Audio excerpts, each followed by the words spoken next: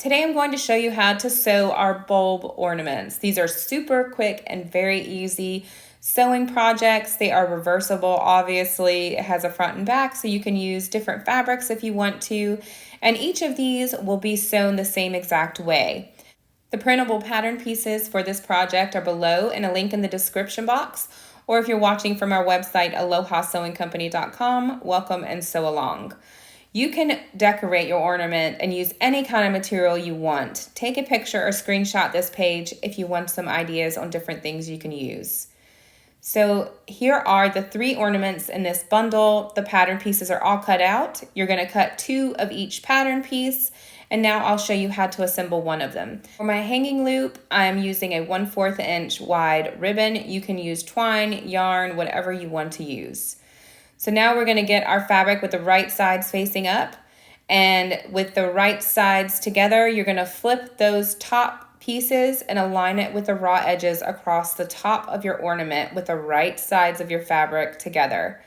Using about a 1/8 of an inch or so seam allowance, sew right across the top. Now you're going to flip these tops up and press the seam down.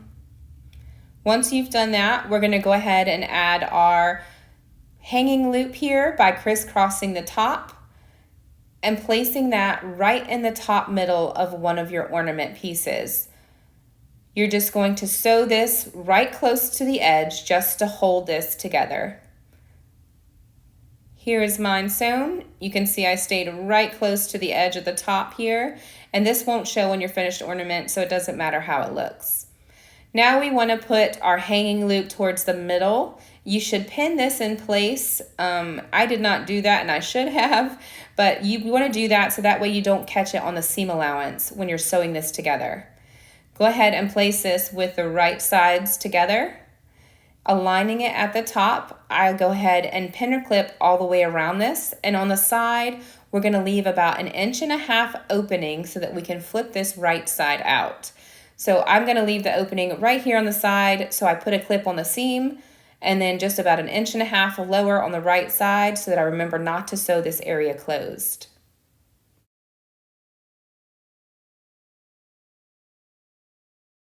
Starting right below the opening we're going to leave, we're going to sew all the way around this ornament using about a 1/4 inch seam allowance and stopping at the beginning of the opening we're going to leave.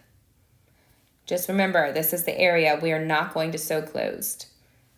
For our beginner sewers, I will show you how I sew around curves. You want to use a short stitch and sew slowly. Go ahead and use a 1/4 of an inch seam allowance and sew slowly around that curve, not pulling or pushing your fabric, but just giving it guidance. When you get to a curve that you need to move a little bit more, put your needle inside the fabric, lift your presser foot, and then rotate your fabric as you need to. Do this as much as you need to, and you can sew as slowly as you need to get around those curves nice and crisply.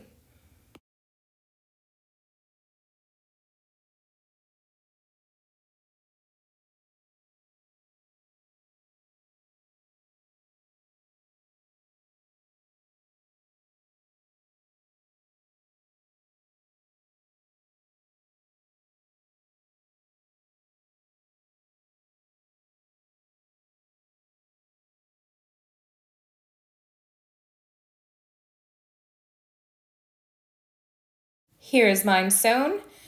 And now we're going to trim down our seam allowance. If you don't have pinking shears and you are making several ornaments, I highly suggest you get them. You're going to clip the corners, whether you're using pinking shears or regular scissors, clip your corners, and then you're going to make some small slits with your scissors all the way around your ornament, so that way the curves lay nice and flat and won't pucker when you do this right side out. Pinking shears are best so that you don't have to cut a million slits all through your fabric all the way around the ornament. Now we're going to go to this hole opening in the side and flip this right side out. If you put a pin on the inside to hold that hanging loop into the middle, go ahead and take that pin out through that hole opening before you flip it so you don't prick yourself. I also like to use a chopstick to go in that hole opening and smoothen out all of my seams and poke out my corners. Make sure if you are doing this that you don't press too hard because you'll go right through your stitches if you're not careful.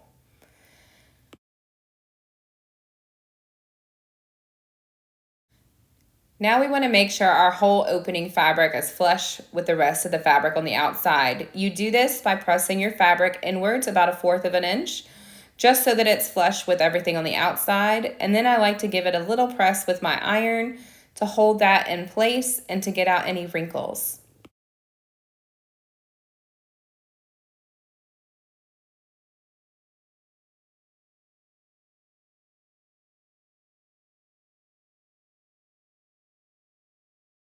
If you want to add some structure to your ornament, now is the time to go to that whole opening and add some polyfill or any kind of stuffing that you might have on hand.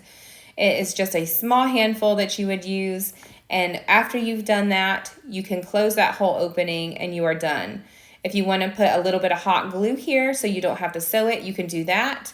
You can also top stitch around the entire ornament if you haven't added stuffing, or you can hand stitch it closed using a blind ladder stitch. And now you are completely done. You can embellish it, add ribbon, do whatever you want to do. And now that you know how to sew one, you sew all 3 of these the same exact way.